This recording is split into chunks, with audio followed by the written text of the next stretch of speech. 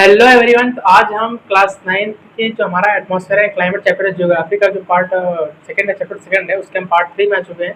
Part 1 part 2 में हमने generally atmosphere में कितने लेयर्स हैं और तुम्हारे प्रो जो एटमॉस्फेयर में लेयर नहीं, एटमॉस्फेयर में पार्ट 1 में मैंने बताया था कि कितने एटमॉस्फेयर में डिफरेंट गैसेज होती है, जैसे ऑक्सीजन होता है, नाइट्रोजन होता है और तुम्हारी अर्गन गैस थी, अदर गैसेज 0.03% में थी और CO2 तुम्हारा 0.04 था, नाइट्रोजन तुम्हारा 72 था, ऑक्सीजन तुम्हारा 21 था और 0.09 में तुम्हारी अर्गन थी।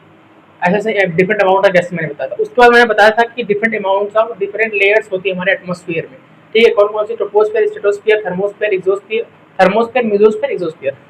उसके बारे में बीच में मैंने बताया था कि देखो लेयर्स के बारे में डिस्कस हुआ था। मैंने बताया कि ट्रोपोस्फेयर जो लेयर होती है वो उसकी रेंज 12 किलोमीटर होती है नीचे से। मतलब हम कहाँ से एल्टीट्यूड, ज्योग्राफी के टर्म में हम कौन सा हाइट कहाँ से लेते हैं, तो मीन सी लेवल, मतलब हमारा जो समुद्र है वहां से हम हाइट को उठाते हैं। चाहे वो प्लेन, प्लेटू, हिमालय किसी का कंपेरिजन करना पड़े तो हम वहां से उसको उठा लेते हैं। मीन सी लेवल को हम 0 मान के ऊपर की तरफ हाइट एल्टीट्यूड ले लेते हैं। ठीक, तो मान लो किसी मास्टर तुमसे पूछे एल्टीट्यूड क्या होता है, तो एल्टीट्यूड एक ऐसी हाइट मेजरिंग प्रोसेस होता है जिसको हम मेन सी लेवल से कंपेरिजन करते हैं।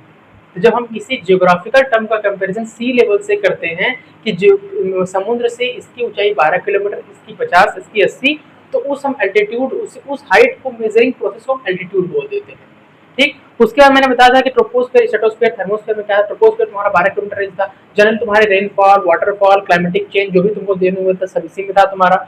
और इसमें एरोप्लेन नहीं चलती हैं और इसमें मेटियोर्स नहीं होते। स्ट्रेटोस्फीयर इसके बीच में जहाँ ट्रोपोस्फीयर खत्म हुआ, स्ट्रेटोस्फीयर जहाँ स्टार्ट हुआ उसके बीच में जो बाउंड्री होती है उसको बोलते हैं ट्रोपोपॉज। उसके बाद आया स्ट्रेटोस्फीयर। स्ट्रेटोस्फीयर की जो रेंज होती है वो 50 किलोमीटर होती थी।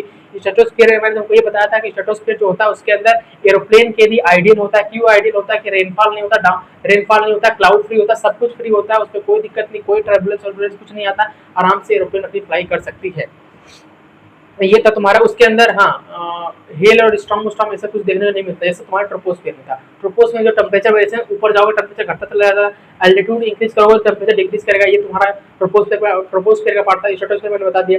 फिर आया मेसोस्फियर। मेसोस्फियर में क्या था कि मेसोपॉज भी उसमें भी आता है। नहीं, मेसोपॉज नहीं, स्ट्रेटोपॉज। स्ट्रेटो मतलब जहाँ से स्ट्रेटोस्फियर लेयर स्टार्ट हुई 12 किलोमीटर से ऊपर जाओगे तो 12 से लेके जब 12 को 0 मान के फिर 50 ऊपर हम जाएंगे तो वो स्ट्रेटोस्फियर होगा। जहाँ पे स्ट्रेटोस्फियर खत्म होगा, जहाँ से मेसोस्फियर स्टार्ट होगा, उस पॉइंट ऑफ बाउंड्री को बोलेंगे स्ट्रेटोपॉज। ठीक, उसके बाद आया था मेसोस्फियर। मेसोस्फियर में बताया था कि एम से नाम है, तो यहाँ पे मेटियोर देखने को मिलेगा। तो जनरली यहाँ पे मेटियोर देखने को मिलता है और तुम्हारे मेसोस्फियर के अंदर मेटियोर्स तुमको देखने को मिल जाते हैं। ठीक, और जो स्ट्रेटोस्फियर था उस पर तुम्हारी ओजोन लेयर थी। और क्या था उसमें? स्ट्रेटोस्फियर हो गया। मेसोस्फियर, मेसोस्फियर का जो मैक्सिमम रेंज था वो 80 किलोमीटर के आसपास है। और क्या बताया था? बस हाँ, यही इतना ही हुआ था। उसका चलते हैं आज हमारा आएगा नया पार्ट मेसोस्फियर के बाद थर्मोस्फियर, एक्सोस्फियर और कहानी हो जाएगी, तुम्हारी लेयर्स पूरी खत्म हो जाएगी। ठीक है, तो शुरू करते हैं। एक बार देख सकते हैं कि पिछले वाले में क्या बताया गया था। स्ट्रेटोस्फियर में स्ट्रेटोस्फियर बताया गया था कि मेसोस्फियर बताया था, कहाँ तक क्या हुआ था उसके बाद देख लेते हैं, उसके बाद चलते हैं।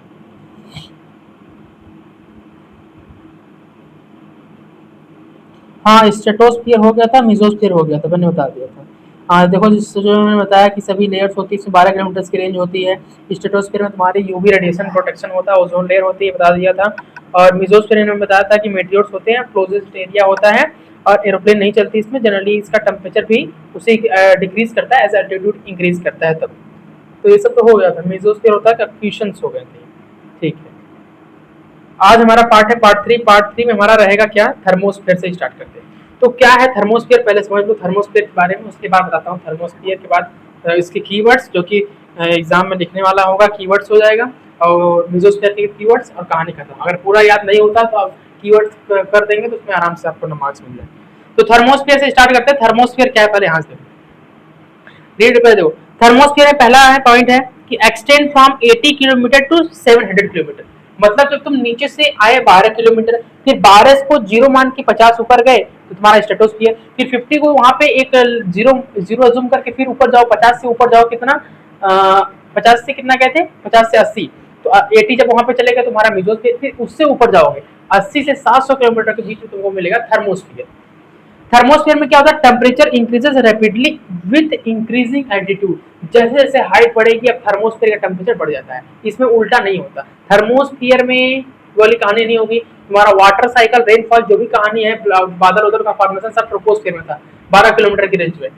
लेकिन जो तुम्हारा ट्रोपोस्फियर है, ट्रोपोस्फियर 80 से लेकर 700 किलोमीटर के बीच का एरिया, उसमें क्या होता है, टेम्परेचर जैसे जैसे जैसे ऊपर जाओगे वैसे वैसे टेम्परेचर बढ़ता चला जाएगा।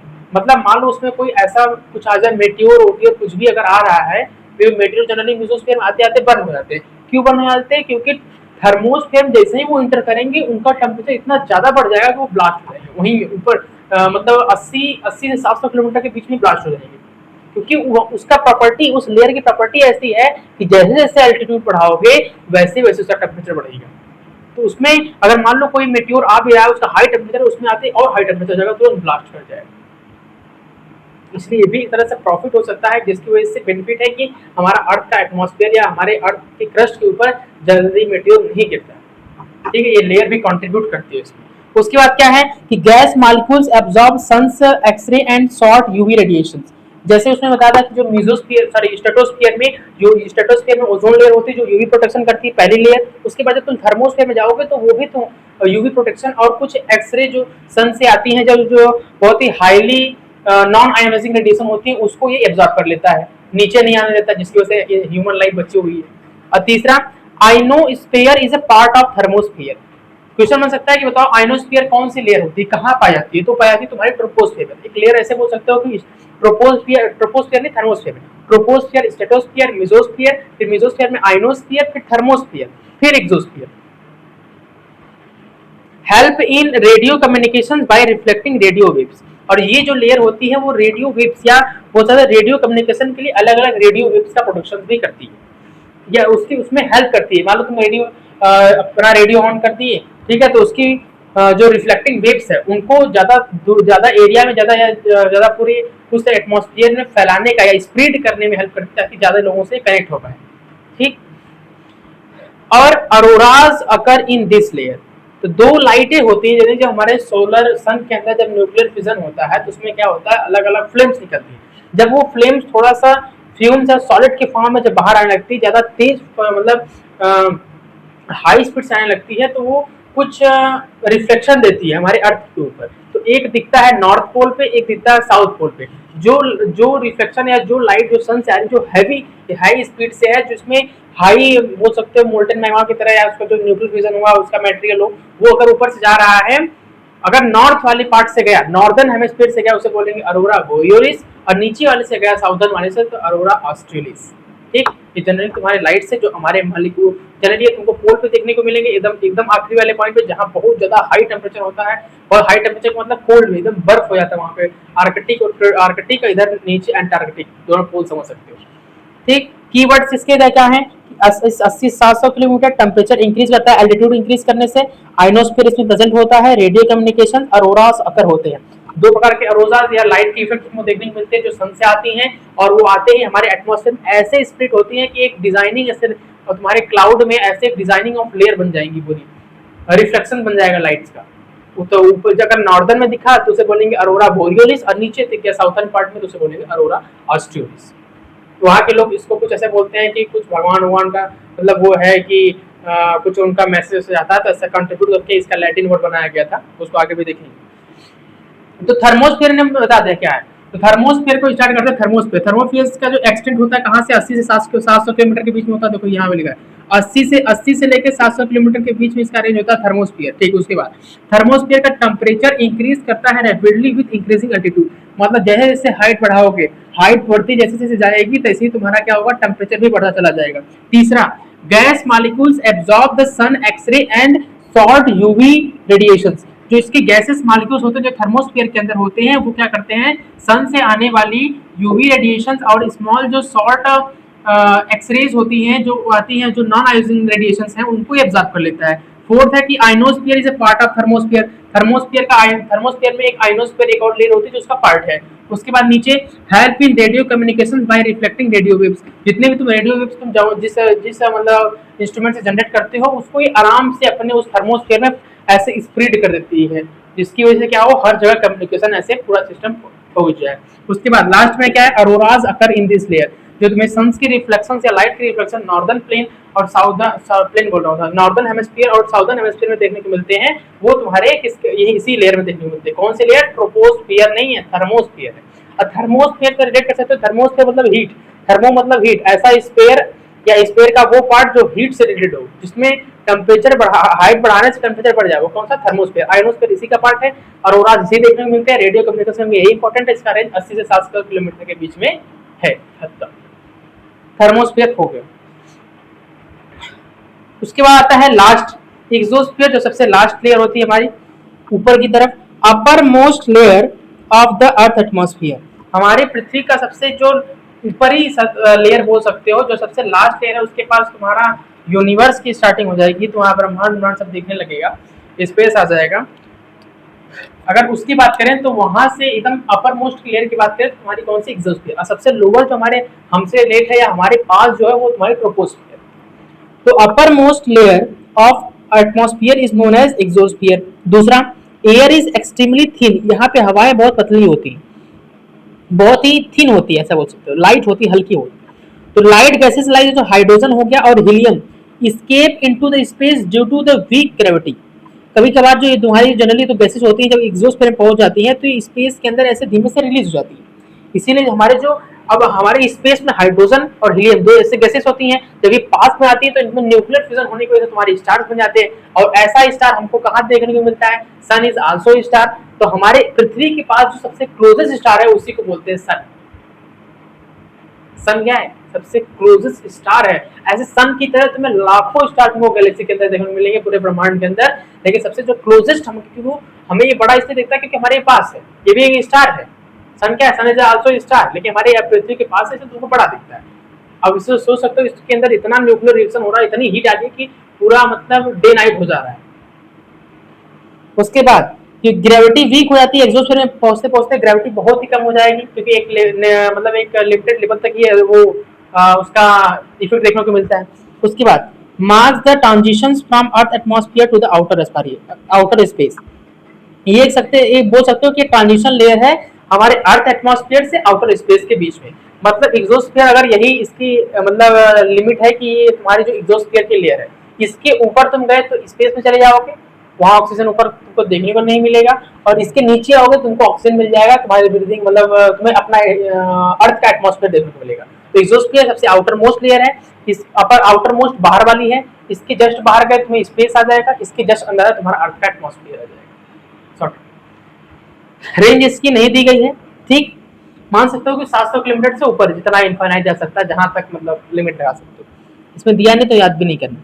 अपर मोस्ट लेयर एटमॉस्फेयर की है, एक्सट्रीमली थिन होती है, हाइड्रोजन और हीलियम जो गैसेस होती है जब वहां पहुंच जाती हैं और नीचे से जनरली या रिएक्शंस की वजह से या वाटर इवापोरेट होकर तो उससे पहुंचते पहुंचते वहां तक पहुंच जाएगी, तो धीमे से स्केप हो जाती है, उसके अंदर बाहर की तरफ जाती है, क्योंकि वहां पे ग्रेविटी काम नहीं करता है, खींच के नहीं रखता है, तो वो धीमे से उसके बाहर चली जाती है। और ये एक तरह से ट्रांजिशन लेयर होती है किसके किसके बीच में, अर्थ एटमॉस्फेयर और आउटर स्पेस के बीच में। कीवर्ड्स क्या है, आउटर मोस्ट अपर मोस्ट लेयर है, वेरी थिन लेयर है, हाइड्रोजन और हीलियम गैसेस इसके अंदर है, मर्जेस इनटू द स्पेस, मतलब ये वाली लेयर स्पेस के अंदर मर्ज हो जाती है, मिल जाती है। मतलब मान लो ये हमारा स्पेस वाला, ये तुम्हारी एक्सोस्फीयर बाहर की बाउंड्री, अब ये मर्ज हो गई किससे, आउटर स्पेस से। इधर जाओगे तो स्पेस, इधर आओगे तो एटमॉस्फेयर, हमारे अर्थ का एटमॉस्फेयर, ये लेयर अर्थ का एटमॉस्फेयर, उसके बाद स्पेस। तो एक तरह से ये लेयर हमारे अर्थ के एटमॉस्फेयर से और बाहर वाले स्पेस के अंदर से मर्ज हो गई, मतलब मिल गई बीच में से, ठीक है, हो गया। थर्ड पार्ट इसमें अरोरा के बारे में बता देते हैं। अरोरा क्या है, अरोरा कहाँ देखने को मिलता है, पहले बता दिया था तुमको, थर्मोस्फीयर में। थर्मोस्फीयर में तुम्हारे अरोरास मिल जाते हैं। अरोरा तुमको कहाँ देखने को मिलते हैं, थर्मोस्फीयर में।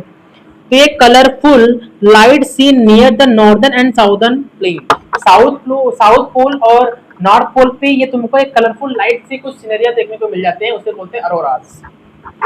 कॉज क्या है इसका, caused by the charged particles solar wind from the sun interacting with the atmospheric gases।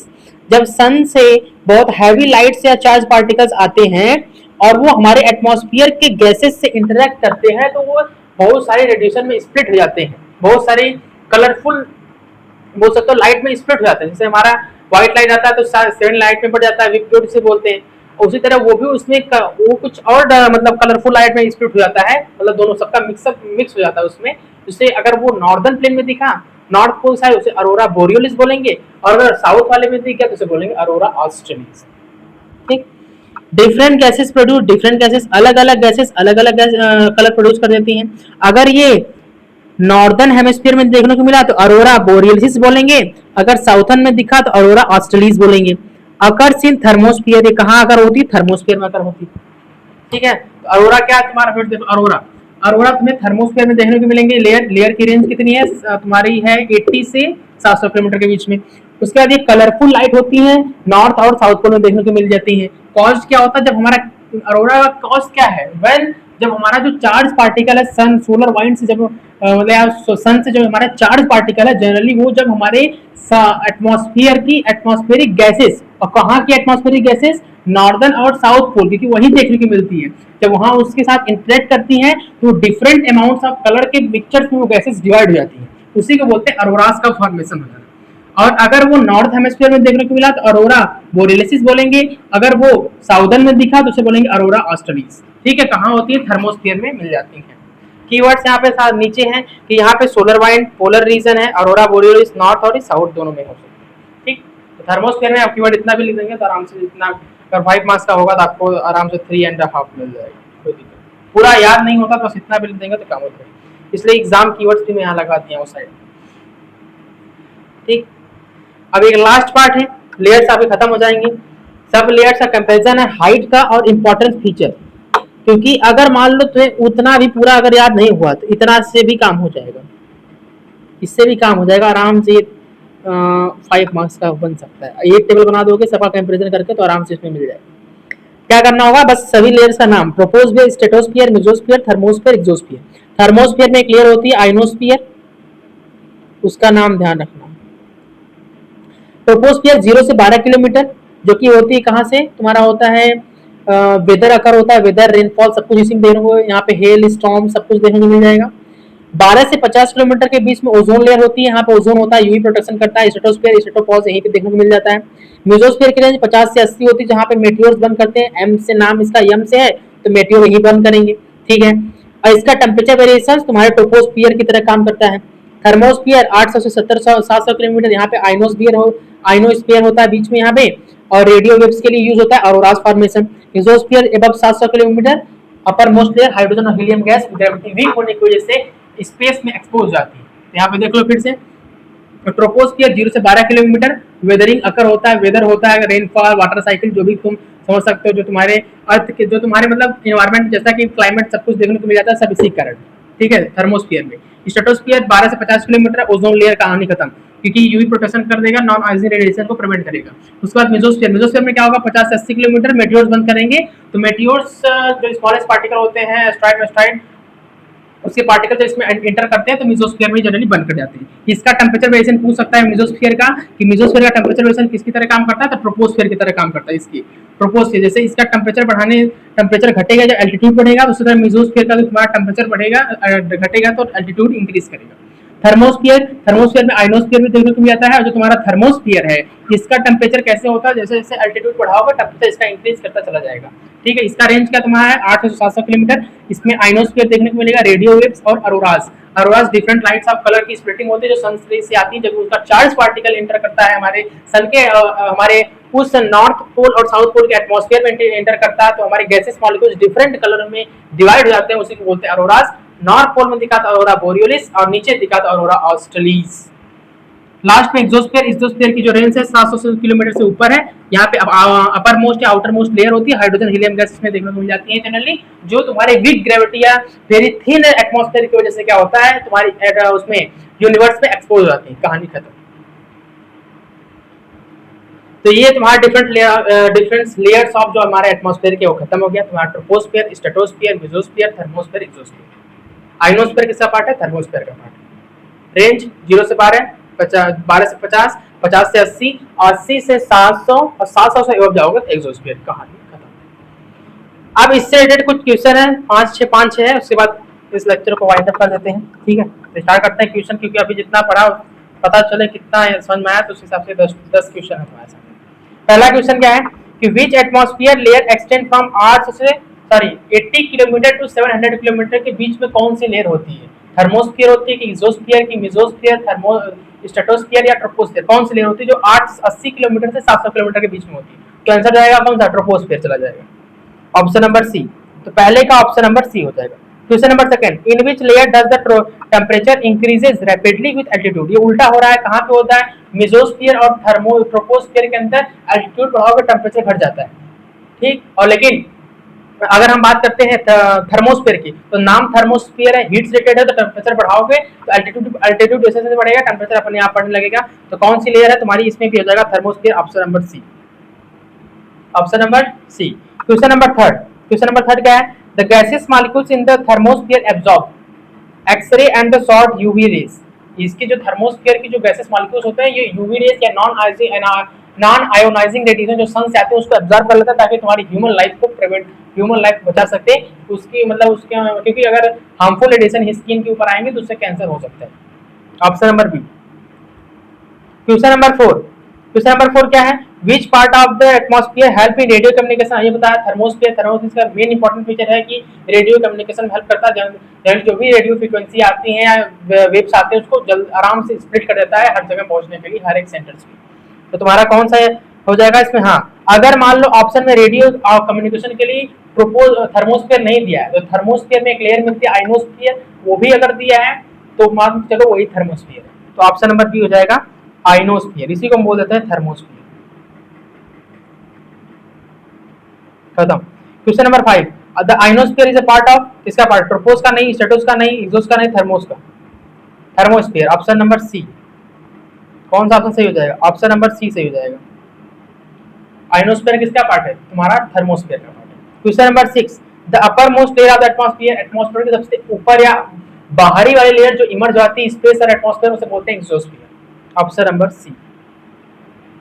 Question number 7, which light gas are mainly found in exosphere? कौन सी ऐसी लाइट या हल्की गैसें जो एक्सोस्फीयर में पाई जाती है? वो तुम्हारी हाइड्रोजन और हीलियम है, जो कि जनरली लेस ग्रेविटी होने की वजह से, वीक ग्रेविटी होने की वजह से स्पेस में इमर्ज हो जाती हैं, और उसके बीच में रिएक्शन होने की वजह से, न्यूक्लियर फिजन की वजह से तुम्हारी स्टार्स, अलग अलग बहुत सारे गैलेक्सीज और mini stars, million of star बन जाते हैं। और सबसे क्लोजेस्ट स्टार जो हमारे पृथ्वी के पास है वो तुम्हारा है सन। सन इज आल्सो अ स्टार। तो कौन सी गैसेस है तुम्हारी? हाइड्रोजन और हीलियम, कहानी खत्म, option number C. Question number 8 बताओ, auroras are mainly caused by, aurora किसकी वजह से कॉज होता है? जनरली कलर ऑफ लाइट की स्प्लिटिंग होती है, सनसेट से आती है, तो उसके चार्ज पार्टिकल हमारे एटमॉस्फेयर में इंटरेक्ट करते हैं, जनरली नॉर्थ पोल और साउथ पोल में, तो लाइट का कुछ डिफरेंट कलर में स्प्लिटिंग होता है, ठीक है। तो अगर वो नॉर्थ पोल में दिखा तो ऑरोरा बोरियोलिस, अगर साउथ पोल में दिखा तो बोलेंगे ऑरोरा ऑस्ट्रेलिस, ठीक। तो क्या होता है इसमें? Charge particle from the sun interacting with atmospheric gases, option number B, B correct हो जाएगा। सन से इंटरेक्टिंग करने वाले जो हमारे उसके चार्ज पार्टिकल, जो हमारे गैसेस मॉलिक्यूल्स, जो हमारे गैसेस मॉलिक्यूल बोल रहा हूँ, एटमॉस्फेरिक में जो गैसेस होते हैं उससे इंटरेक्ट करती है, तब स्प्लिटिंग होता है। कहाँ पे? नॉर्थ पोल और साउथ पोल, कहीं और बीच में देखने को नहीं मिलता इसके variation. Question number 9, aurora borealis is seen in, aurora borealis ऊपर, नॉर्थ पोल, अरोरा ऑस्ट्रेलिस नीचे, अरोरा बोरियोलिस ऊपर, ऑस्ट्रेलिस नीचे, तो northern hemisphere, option number. Question number 10, last question है, different colour of auroras are produce because, किसकी वजह से होता है? क्लाउड चेंजेस का नहीं तो ट्रोपोस्फियर में होता है, अर्थ रोटेशन ना, इसकी वजह से तुम्हारा डे नाइट बोल सकते हो, रोटेशन हो रहा है, हाँ डे नाइट डिसीज हो जाता है। और ये तुम्हारा क्या है? मून रिफ्लेक्ट सनलाइट, नहीं मून की वजह से नहीं हो, different atmospheric gases glow with different colours, atmospheric gases क्या करने लगती है? धीमे धीमे ग्लो करने लगती है अलग अलग कलर्स के अंदर, उसी को बोलते हैं फिनोमेना अरोरा। क्या बोलते हैं? अरोरा। ऊपर दिखा नॉर्थ पोल पे अरोरा बोरियोलिस, नीचे दिखा अरोरा ऑस्ट्रेलिस, खत्म। ये 10 क्वेश्चन है, कहानी खत्म। अब पार्ट 4 में मिलेंगे, ठीक। पार्ट 4 में हमारा वेदर एंड क्लाइमेट, उसके बाद 3-4 पार्ट में चैप्टर खत्म हो जाएगा। तो मिलते हैं फिर किसी नेक्स्ट वीडियो में नेक्स्ट दिन, तब तक के लिए ओके बाय, थैंक यू, जय हिंद।